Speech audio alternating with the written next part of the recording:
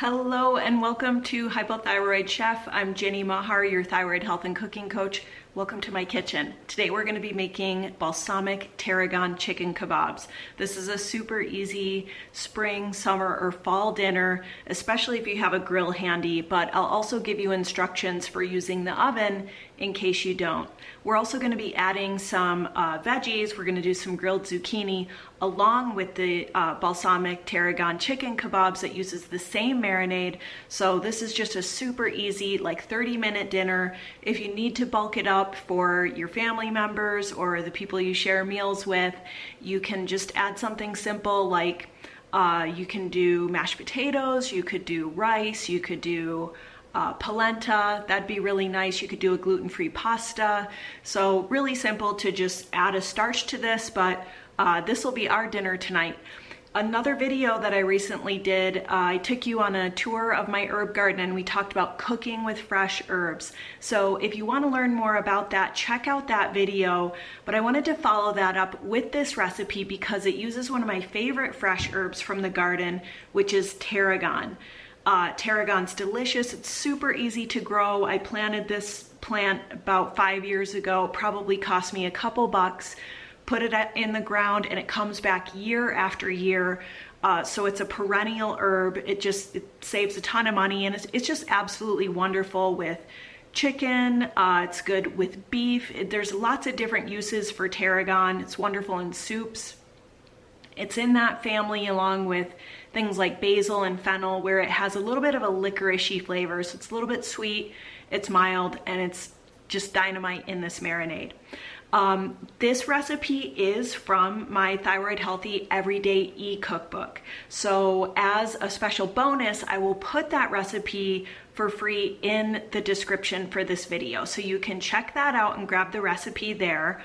And if you're looking for more thyroid-friendly recipes, you can check that out, my Thyroid-Healthy Everyday eCookbook. It's got 50 quick and easy family-friendly recipes to choose from. So if you are looking for more delicious, easy recipes like this one, or if you just want to support Hypothyroid Chef, that's a wonderful way to do it. So I'll put the link for that in the show notes as well.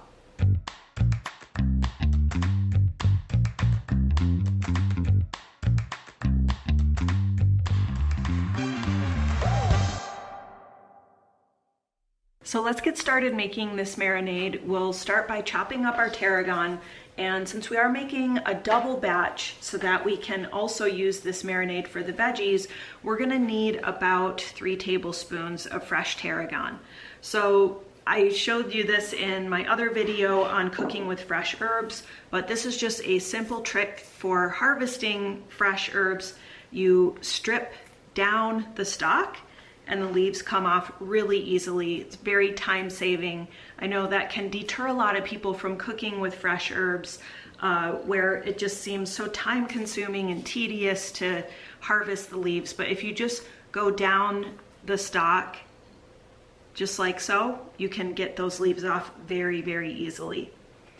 If you want, you can save these stems for your stock pot. I always keep a bag in the freezer to make bone broth with. Tarragon's really wonderful in chicken broth, also great in beef broth too. I love the smell of this herb. It's so wonderful. Okay, so now that we've got those leaves harvested, we're just going to chop those up. And with herbs, the easiest way to chop them is you just want to use this rocking motion with your knife. I'm just going to chop and rock. I'm using an 8-inch chef's knife here, so this really is kind of the right tool for the job versus something like a paring knife or a boning knife that's a lot more narrow. This style of knife, this 8-inch chef's knife, is really kind of my desert island kitchen knife.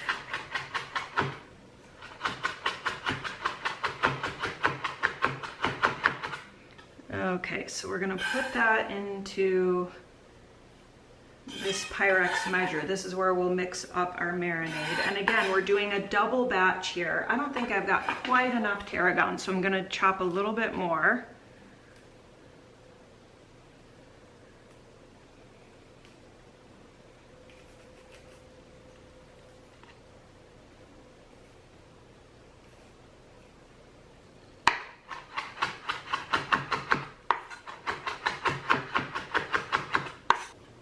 Okay, now that we've got plenty of fresh tarragon in there, we'll add the rest of our ingredients. For a double batch, we're gonna need about 1/4 cup of olive oil,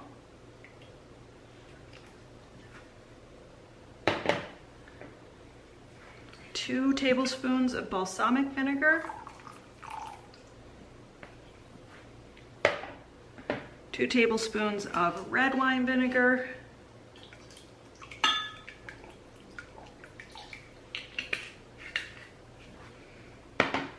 couple tablespoons of Dijon mustard,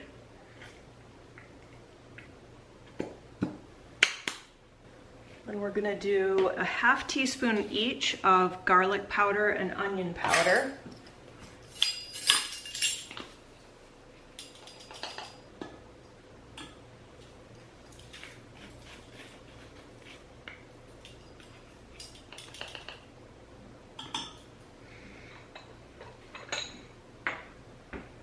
We're gonna do 2 to 4 teaspoons of honey. We'll probably go about medium on the honey. Don't wanna make them too sweet. Next we'll add a couple of teaspoons of fine sea salt. I like to use Celtic salt. It has a really great taste. It's got a lot of really good trace minerals in it. And then we'll add some freshly ground pepper. And we want to go pretty generous here.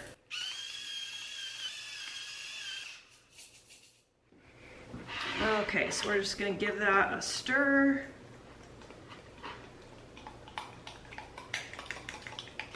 I love meals like this in the summertime, just going out to the herb garden, throwing together a quick marinade, putting, you know, some chicken, maybe some steak, seafood, throwing some veggies into the marinade and just grilling all that up. That's one of our favorite ways to eat in the summer, and it's just so quick and easy and fresh.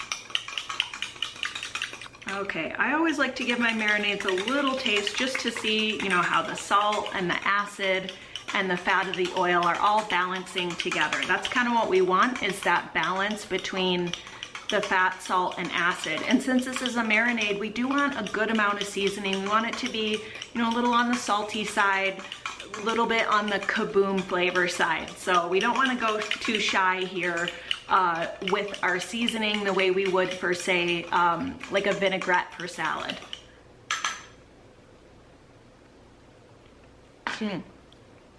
I think we're good there. Okay, so we've got 2 pounds of boneless, skinless, pasture-raised chicken breasts cut into 1-inch cubes. So I'm gonna put some red onion in here with the chicken. That's gonna also add some flavor. So we do wanna put that in with the chicken to marinate it.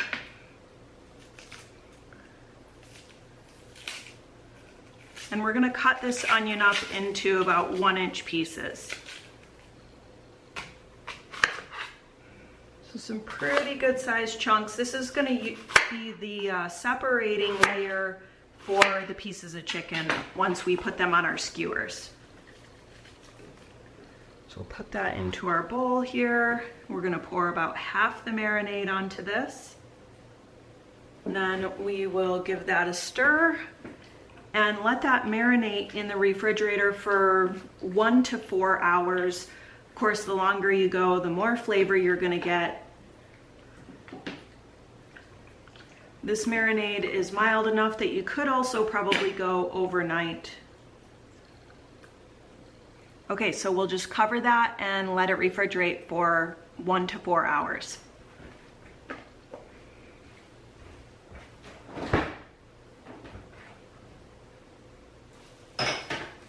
Okay, we've got our chicken in the fridge. I got my workstation cleaned up since we were working with raw chicken. I dropped some on the cutting board, so you have to stop and sanitize if that happens to avoid cross-contamination. Next, we're gonna get going on our veggies. So I got some really beautiful zucchini, these beautiful striped zucchini in our CSA. It's a community-supported agriculture subscription. It's a wonderful way to not only support your local farmers and growers, but to get organic or locally grown produce on the cheap. So We get a whole bag of organic produce that's grown about 50 miles from here every week throughout the summer months and into the fall for less than 20 bucks a week. It's a pretty awesome deal.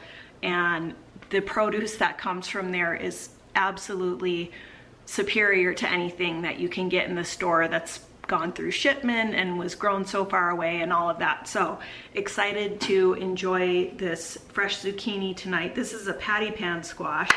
So what we're gonna do is cut this up, and to help the marinade soak into it, I'm gonna use this paring knife to cut a crosshatch pattern into the squash. So we're just gonna go in like a millimeter or so into the squash. It doesn't need to be too deep.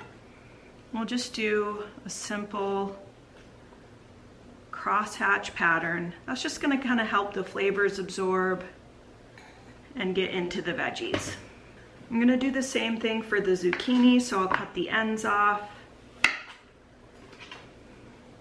And I think I'll cut these, this part's really big, so maybe I'll do 3 thick kind of zucchini steaks here. And we'll just continue with that simple crosshatch pattern. It just takes really gentle pressure, and a paring knife is a good tool for this job.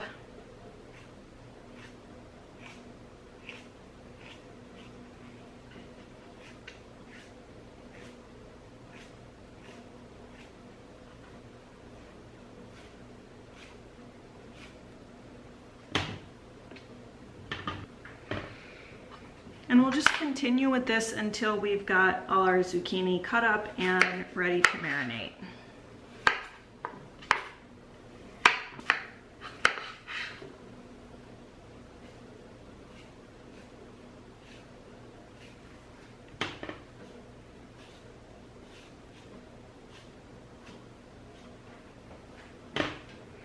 If you're interested in looking into a CSA subscription or a produce subscription in your area, there's a really great resource called localharvest.org, because these things aren't necessarily the kind of thing that you would know about unless you went looking for it. But localharvest.org is just a wonderful database. You just put in your zip code and it'll tell you what kind of farmers, growers, ranchers are in your area. Are they at the farmers market? Do they offer produce subscriptions? It's a really wonderful way to get high quality produce. And quality is really important here when we're talking about thyroid-friendly eating. With our vegetables, you know, organic really is ideal so that we're avoiding thyroid and endocrine disrupting chemicals, toxic pesticides, and things like that. So when we're talking about proteins, we do want to try and source the highest quality protein we can find. So we're talking about things like pasture-raised organic chicken, pasture-raised poultry, grass-fed beef, and wild-caught seafood. Okay, so we've got our zucchini all scored, chopped up, and ready to go. So we'll put the rest of our marinade in there. I'm gonna put a lid on this and give it a shake. And then we'll just pop that in the fridge and they can both marinate for a few hours. Let's hope it stops raining before I have to go out and grill this up.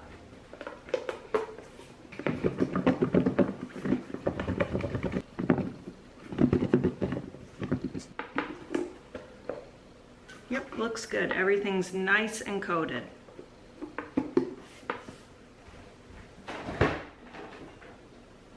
Okay, we've got our chicken. It's been marinating for a few hours now, so we should be good to go. We're gonna go ahead and get it threaded onto some skewers. Now, I also went out and turned the grill on to get that preheating. It is great to grill these up, but if you don't have a grill, you can also cook them under the broiler. So you just want to preheat your broiler and set the rack to the middle of the oven, and that way you can get some color on the kebabs, but you'll also be sure that they're in there in the oven long enough that the chicken gets cooked all the way through. That's always important to do with chicken. It needs to be fully cooked to about 165 degrees Fahrenheit. So that's one thing that is tricky sometimes with broiling, is if you put it too close to the heat, you'll get too much color on your food before it's actually cooked through. So that's one little workaround for it, is instead of putting the meat right up next to the broiler, you can set it on the middle rack or the upper third rack of the oven, even lower sometimes.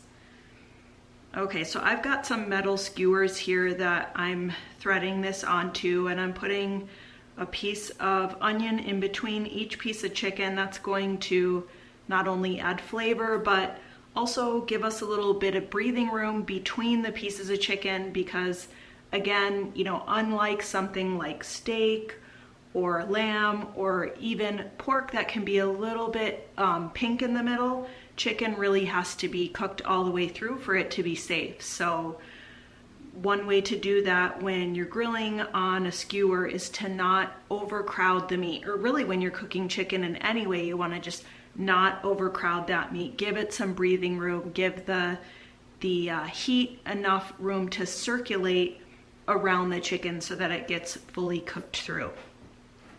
Now, if you don't have skewers like this, you can also use bamboo skewers, but you would want to pre-soak those in water. So, you know, after you get your chicken marinated, if you are using bamboo skewers, you can just soak those in some water while you're marinating the chicken.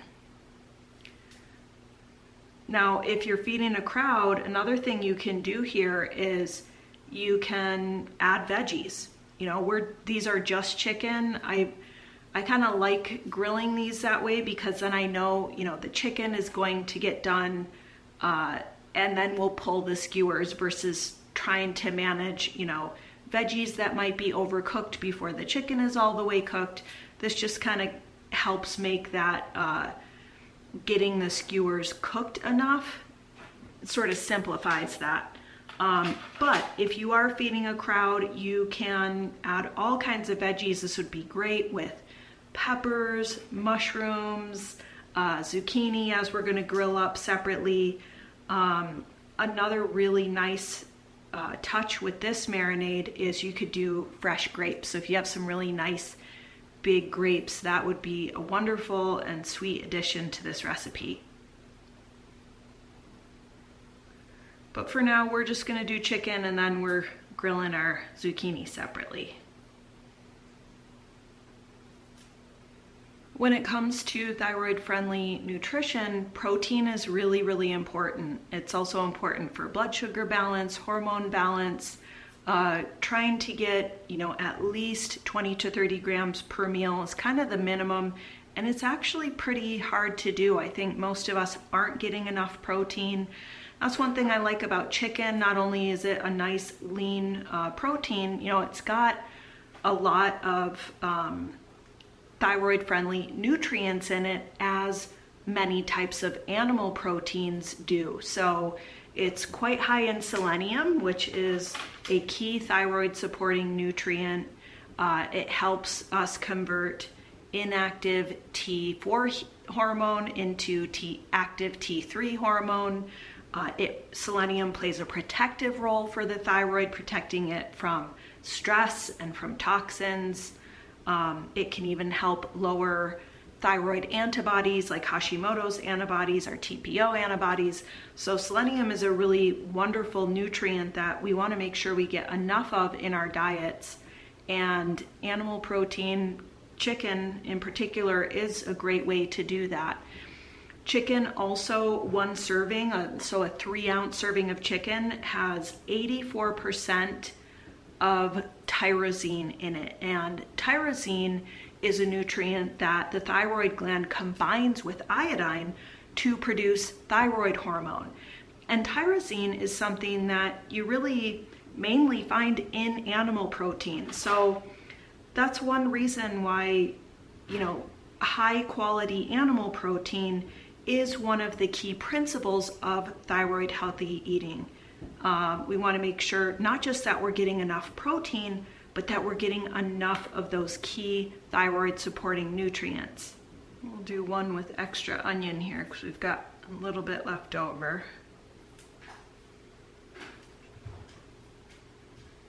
Okay, we've got our chicken skewers all threaded and ready to go, and I've got my mise en place, which means everything in its place, ready to go out to the grill. I have my marinated zucchini, I've got a dish to put the zucchini on and the cooked chicken, I've got my tongs for flipping everything, and I've also got an instant read thermometer. This is my favorite instant read thermometer. It's called a Thermopop. I'll put the link for this in the show notes, but this is a really handy device. It takes an instant temperature on the chicken to let you know, has it come up to temp? It does need to get to that 160, 165 degree Fahrenheit mark to ensure that the chicken kebabs are cooked all the way through. So let's head out to the grill. All right, luckily the rain stopped and we're ready to grill. I've got the grill heated up to medium heat.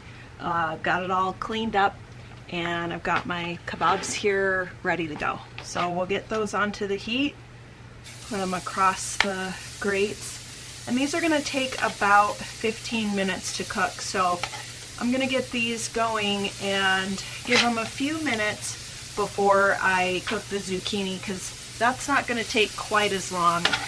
I'm guessing those will take about 10 minutes or so.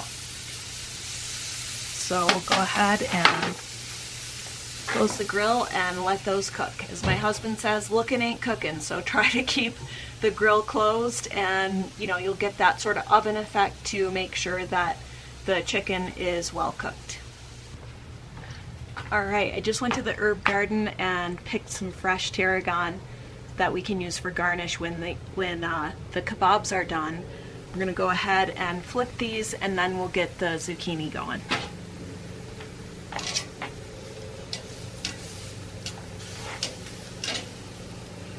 Now these are a little bit stuck to the grill, so I always bring a spatula out too, just in case that happens, so that we can flip them a little bit more easily.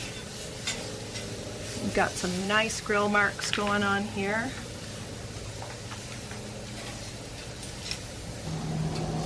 All right, now that we've got those flipped, we're gonna go ahead and put our zucchini on. And we'll put it, for these that are, cut in half like this, we're gonna put them cross-hatch down first so that they can hopefully get some nice color on them.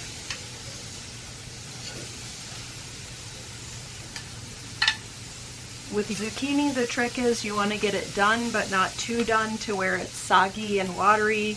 I still want it to be a little bit firm, have some nice texture and bite to it. It smells so good. All right, we'll close the grill and let those go a little bit longer. Okay, I'm gonna go ahead and check the temperature on these with my instant read thermometer.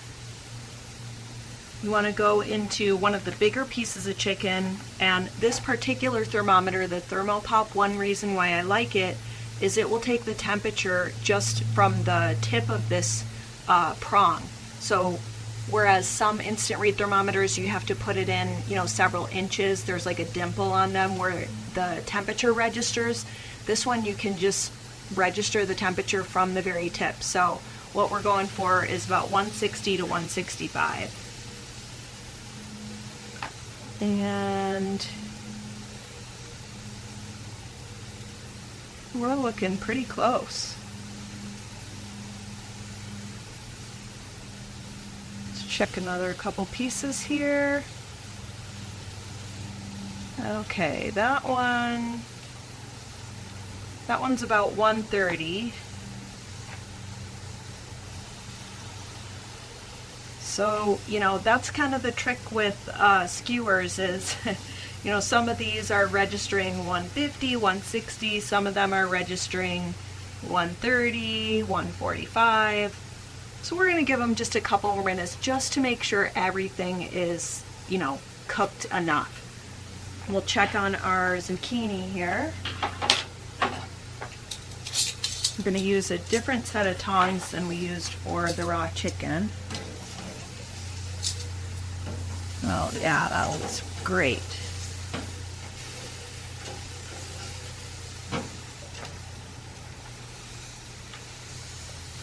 And just like the chicken, you know, some of these are bigger and thicker than others. There's hot spots on the grill, so we're always, you know, just using all of our senses, listening, looking, especially touching, seeing, you know, this one's actually looking a little bit soft already, so I'll probably be pulling that one soon. So we just want to be always kind of watching and babysitting when we're grilling and pulling things off as they're done, not necessarily all at the same time. Give those a couple more minutes. Okay, since those chicken skewers were almost done, I'm going to go ahead and pull those. And we've got our platter here ready to go. These look so delicious.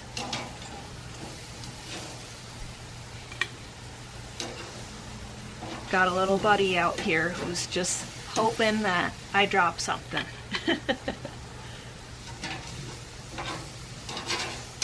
Riley definitely keeps the floor clean for us, which is good because kind of a messy cook.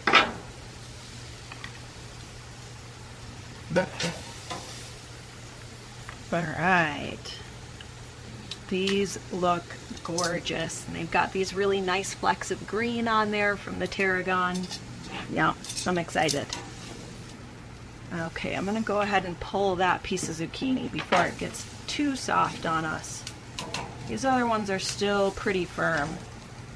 So we'll let those go just a little bit longer. Ooh, that one's done.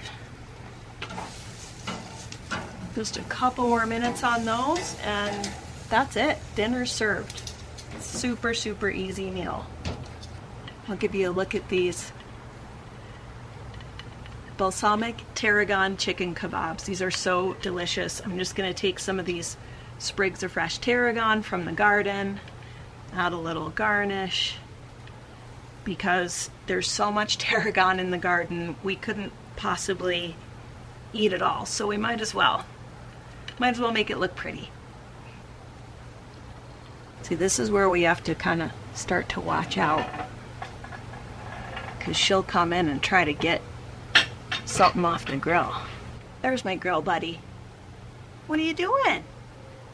She says, I'm gonna try to get one of those pieces of chicken when you're not looking. No, no. Oh, no, no. She's such a good girl. We love our Riley. Okay, so I'm thinking these zucchini are probably done, so I'm gonna go ahead and pull those off, and then we can give it a taste.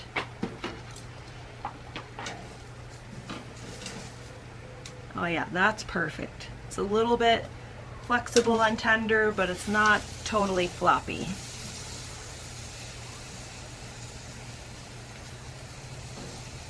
You can also garnish these with fresh herbs. Fresh thyme is delicious. If you can tolerate dairy, a little bit of crumbled goat cheese and some fresh thyme on this grilled zucchini is really delicious. This patty pan we're gonna add some nice pretty color for us. So there's our grilled zucchini.